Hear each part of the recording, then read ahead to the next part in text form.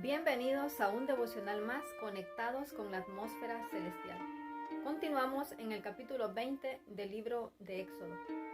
Y me gustaría que nos imagináramos que nosotros estábamos allí en el monte Sinaí y escuchamos audiblemente la voz de Dios.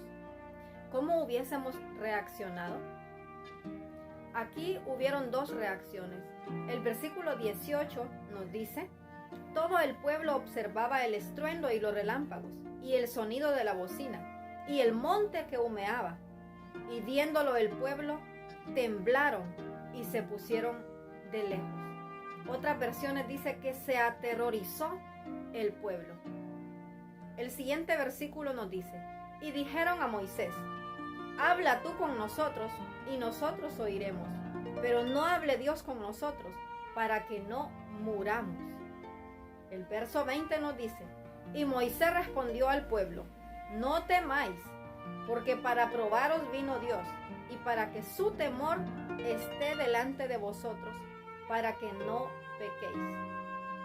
El propósito de Dios, al hacer que el pueblo de Israel escuchara su voz proclamando los 10 mandamientos, era que el pueblo tuviera temor, pero un temor santo, un temor que lo llevara a la obediencia. Un temor que lo llevara a no pecar contra él, a no violar ninguno de estos 10 preceptos. Ahora, el pueblo estaba aterrorizado, pensando que iban a morir, y diciéndole a Moisés: mejor ve tú, habla con Dios y después tú nos hablas a nosotros, pero no queremos escuchar la voz de Dios. Y se alejaron. Estas dos reacciones, mis queridos amigos, siguen hoy y seguirán hasta el mismo fin. Cuando Cristo Jesús venga por segunda vez, también habrá dos grupos de personas. Unos aterrorizados, pensando vamos a morir, y en verdad morirán, porque han violado estos 10 mandamientos, porque sus vidas no están de acuerdo a esta ley por la cual seremos juzgados. Y Dios, aunque es amor, también es fuego consumidor.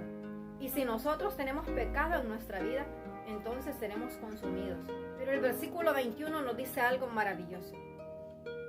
Entonces el pueblo estuvo a lo lejos, y Moisés se acercó a la oscuridad en la cual estaba Dios. Qué maravilloso sería que nosotros fuéramos como Moisés. Que en vez de alejarnos con miedo de Dios, más bien nos acercáramos a Él. Moisés había llegado a comprender que Dios es amor. El discípulo amado, aquel muchacho que podía recostarse en el pecho de Jesús, nos dice en 1 de Juan 4:8: el que no ama no ha conocido a Dios, porque Dios es amor. La pregunta es: ¿quién es Dios para ti? ¿Cómo ves tú a Dios? ¿Como fuego consumidor? ¿Como alguien del que quieres correr, huir aterrorizado? ¿O como alguien a quien puedes acercarte? Alguien que es amor, alguien que te ama, que te conoce y que lo único que quiere es tu salvación. De nosotros depende, porque como veamos a Dios ahora, va a ser también como lo veamos en su segunda venida. Y ojalá que podamos correr a sus brazos y que podamos decir: este es nuestro Dios, le hemos esperado y Él nos salvará. Que al igual que Moisés, no tengamos ese miedo que nos haga huir de Dios, sino un santo temor que nos haga acercarnos a Él, reconociendo que Él también es amor. Que Dios nos bendiga.